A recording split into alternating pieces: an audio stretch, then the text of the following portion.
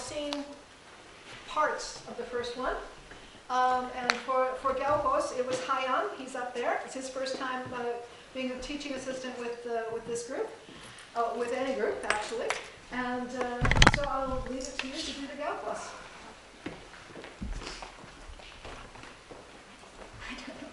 Let's see if it works.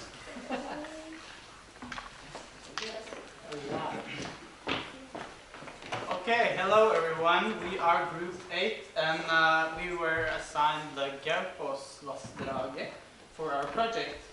And before we start, I would just like you to take a look at these pictures and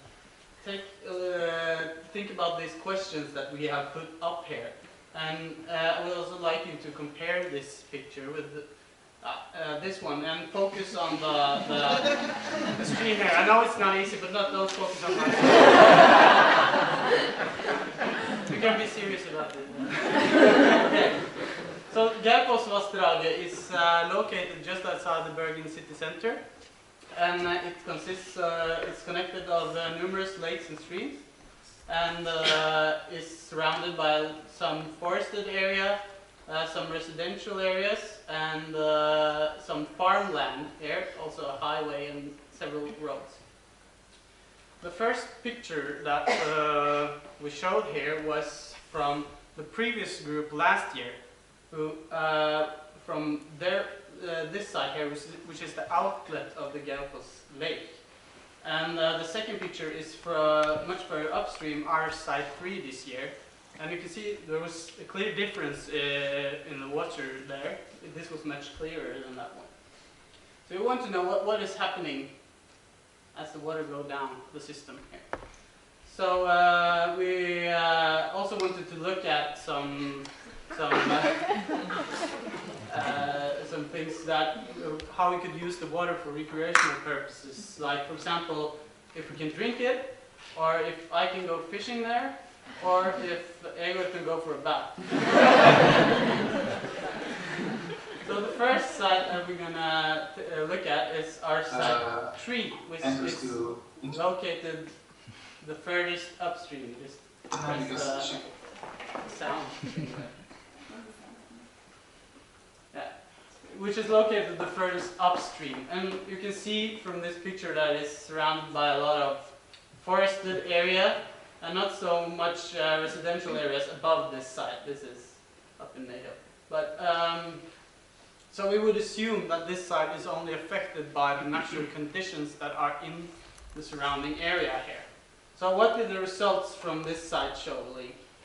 This site, like Orin said, this is the upward stream, and maybe it's affected by only natural condition. And before I start with the water quality here, I want to introduce that we use these parameters to investigate water quality. First thing is TCB is here is the E. coli. That's the one bacteria that show you the contamination of the feces of human or animals that in our water. And also phosphorus and nitrates is the contamination indicator for contamination of fertilizer from farmland or not. Those parameters we don't want it too high. And you can see the colored circles here, like a traffic light. It's red and yellow that we don't want, but the green is what we expect. And the pH, oxygen, is for condition for aquatic animals. Oxygen is high is better, and pH is rich to higher, rich to natural is better. And for this color, the color purple, we think that there's for 3 categories: drinking, swimming, and fishing is really good. So you would consider drinking this water? Yeah, absolutely. And go for a swim, maybe? Yeah, maybe. And we also have an expert coming all the way from Russia who will talk about the biodiversity. So what do we know about the biodiversity at this site? Thank you very much, Levin. I would like to say that this site is characterized by low abundant. So we found here only 20 animals, and there is no high abundant species. So a distribution between families is pretty equal. That's why we have highest ASTPT index. And moreover, here you can see 2 slightly dominated species, arachnida and insecta, which live, which habit in really good clean water and with a permanent water flow. So, and you can see the beautiful moss here. They prefer the acidic water, and this is place for them. So I recommend you, if you have problem with your stomach, don't drink this water. And Ego, you drank it. How do you feel? So it was pretty good, and as you can see that I'm still alive. So we move on to the next site, which is located much further downstream. It's the site 2.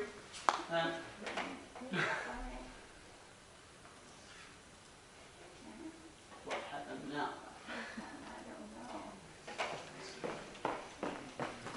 Don't worry. High technology, it's high technology. It's not a PowerPoint. What happened? I don't know. It crashed. Okay. This is unfortunate. Sorry about that. Maybe you have questions so far. Yeah. Okay.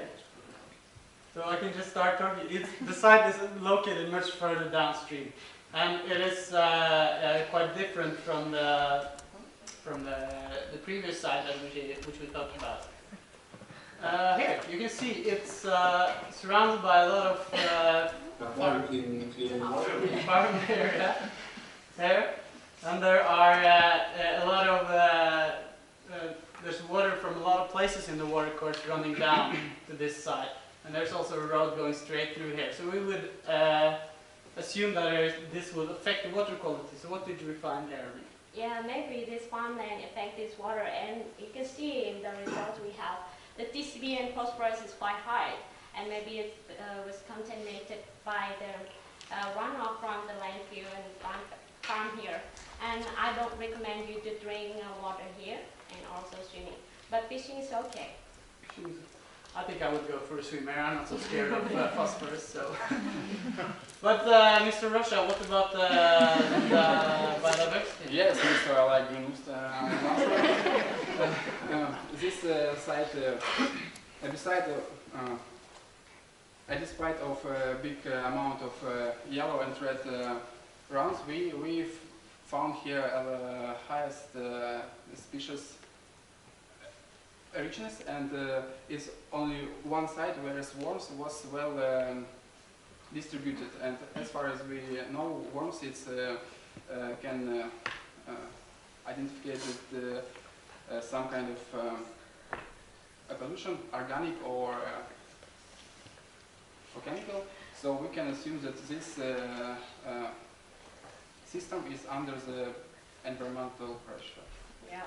Do you remember there was this funky smell there, like someone had farted? Yes, exactly. Yeah, so that can indicate like if it's, I don't know, meat or something in the... Yeah, you're right. So we move on to the last site, which is our site 1. It is located furthest downstream.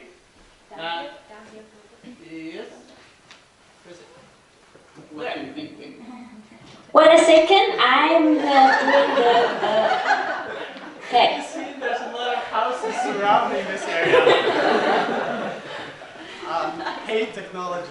There's a lot of houses surrounding this area, so it's quite different from the previous side.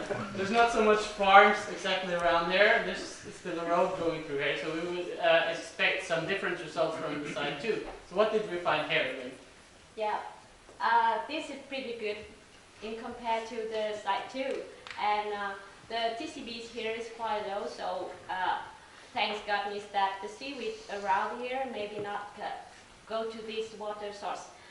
But besides phosphorus is quite high, and maybe it's contaminated by some farms around there, and I also don't recommend you to drink water here. No, but swimming and fishing is fine. Yeah. So what about the biodiversity? Yeah, it's a site where we found the highest abundance. There was more than 200 animals, and it's very important to know that these two species of mollusk contribute more than 80% of total abundant. So now we can assume that the ASTPT index is very low, and this system is not sustainable. Moreover, you know that mollusks is filter feeders, and we can assume that here are a lot of microalgae or zooplankton. It must be there. So now we have looked at the 3 sites, but what does this mean for the whole water course? Maybe you can tell us something about that, Kate. So, based on the previous year's sample sites, which they sampled here, the red arrows, we would expect really bad water quality running from the upstream and all the way down. But what we actually found was that, especially this one, which is not connected directly to this one, it's further up, and it meets this poor quality water around here, and then it runs back down. But surprisingly, our site 2, which is here, is more contaminated than site 1. So what is happening here is that we think maybe the Gaupåsvassdraget is working as some sort of a sink. So it accumulates a lot of the nutrients from the farmlands around here, but we didn't really test this lake, so that's obviously something that needs to look into further.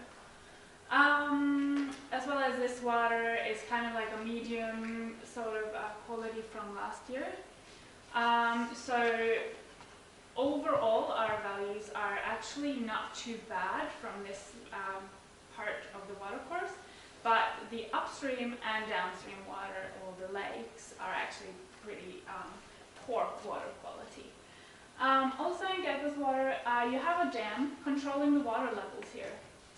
And this dam is actually lowering the water levels from about 10 to 12 meters to 2 meters when they need to clean out the dam thingies. But this hasn't really been looked into, like what does that do to the biodiversity in this water and the water quality? What's the bottom like? Is it muddy or stony? And what's the overall lake quality? So we suggest that next year that lake definitely should be investigated in detail. So, and one more thing that I think the water from the upstream is quite good is from the nature source that we got from our mother nature. But that because of our activity, human activities around it, it make it worse. So to make it don't be worse than next years or many years later, so we should do something to prevent, minimize effect of our activity to the water source. We think that this water source could be improved just by management because the water running into the water course looks really nice. So, definitely. Yeah, All right. So our conclusion? Overall water quality from our sites is actually fair. They're not very polluted and they're not great, but they're not too bad. The sources of pollution that we are investigating are the landfills around the watercourse and the farms and the settlements. So they're all spot sort of pollutions and local pollutions. And if we can sort that out, I think the water in the watercourse would be good for both drinking, not as a drinking water in your tap, but like if you're out there swimming, it wouldn't be hazardous to drink some of the water out there. So yeah, and further suggestions is the hydroelectric power plant. So we suggest that next year they will look into that more.